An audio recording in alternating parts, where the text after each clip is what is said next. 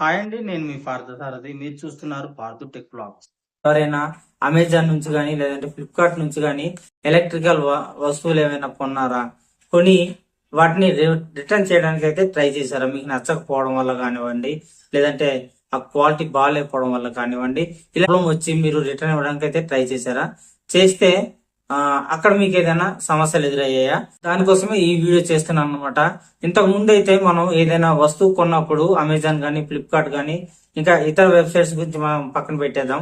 Main గా Amazon and Flipkart websites నుంచి మనం ఏదైనా వస్తువులు ఎస్పెషల్లీ ఎలక్ట్రానిక్ గూడ్స్ అంటే మొబైల్స్ కానివ్వండి, లేకపోతే చార్జర్స్ కానివ్వండి, లేదంటే ఇయర్ ఫోన్స్ కానివ్వండి, టీడబ్ల్యూఎస్ ఇయర్ బడ్స్ కానివ్వండి, ఇలాంటి ఎలక్ట్రానిక్స్ సంబంధించిన వస్తువులు ఏవైనా కొన్నప్పుడు వాటిని వారం 10 రోజుల్లో ఒకవేళ మనకు అది నచ్చకపోయినప్పుడు కానీ, లేదంటే మనం అనుకున్నట్టు అది రాకపోయినప్పుడు కానీ, అది డామేజ్ అయ్యి ఉండొచ్చు. అలాంటప్పుడు కానీ మనం రిటర్న్ చేసే అవకాశాన్ని వారం 10 రోజులు టైం ఇచ్చేవాళ్ళు. సో అప్పుడు మనం నచ్చకపోతే అది బాగాలేనప్పుడు రిటర్న్ చేసేసేవాళ్ళం.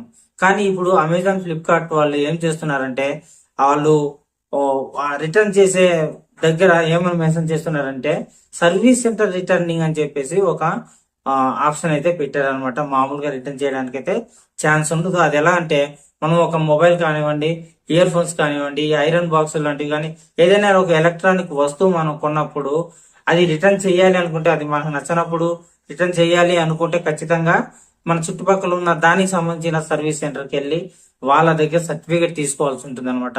వాళ్ళ ద్వారానే మనం రిటర్న్ చేయాల్సి ఉంటుంది అనమాట. ఇప్పుడు ఈ మొబైల్ ఒకటి నేను ఒక మొబైల్ కొనుక్కున్నాను అనుకోండి, ఆ మొబైల్ నేను అనుకున్నట్టు రాలేదు. అంటే కలర్ మారిపోయి ఉండొచ్చు, లేదంటే డామేజ్ అయ్యి ఉండొచ్చు, లేదంటే హీటింగ్ ప్రాబ్లం అయ్యి ఉండొచ్చు, డిస్ప్లే పగిలిపోయి ఉండొచ్చు. ఇలాంటి ప్రాబ్లం ఏదైనా వచ్చి నేను రిటర్న్ చేయాలంటే డైరెక్ట్ గా మళ్ళీ అమెజాన్ వెబ్సైట్ నుంచి లేదంటే ఫ్లిప్కార్ట్ వెబ్సైట్ నుంచి రిటర్న్ చేయాలని అనమాట. ఆ మొబైల్ కి సంబంధించిన సర్వీస్ సెంటర్ ఎక్కడుందో అక్కడికి వెళ్ళాలి. అక్కడికి వెళ్ళిన తర్వాత ఆ సర్వీస్ సెంటర్ వాళ్ళతో మాట్లాడి వాళ్ళకి ప్రూఫ్ చూపించి అప్పుడు వాళ్ళు ఓకే అన్న తర్వాత వాళ్ళు మాత్రమే రిటర్న్ చేసే అవకాశం అయితే ఉంటుంది అనమాట. ఈ విషయాన్ని మీరు ఖచ్చితంగా గమనించండి. ఇప్పటి వరకు మీరు ఒకవేళ ఇలాంటి సమస్యలో పడకుండా ఉంటే వెల్ అండ్ గుడ్.